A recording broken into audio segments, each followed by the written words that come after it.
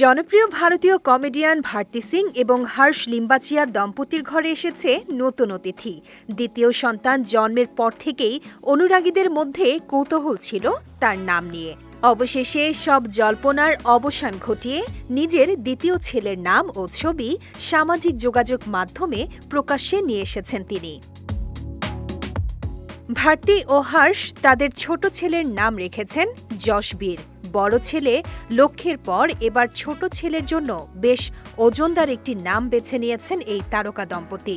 যশবীর শব্দের আক্ষরিক অর্থ হল সাহসী যোদ্ধা। ইনস্টাগ্রামে শেয়ার করা একটি ছবিতে দেখা যায় স্বামী হর্ষের কোলে বড় ছেলে লক্ষ্য এবং ভারতীর কোলে পরম আদরে শুয়ে আছে ছোট্ট যশবীর। ছবি প্রকাশ্যে আসতেই ভক্ত ও সহকর্মীদের শুভেচ্ছায় ভাসছেন তারা।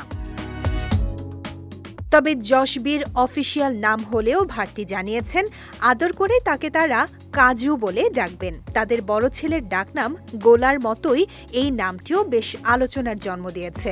দ্বিতীয়বার মা হওয়ার অভিজ্ঞতা অবশ্য ভারতীর জন্য কিছুটা ভিন্ন ছিল।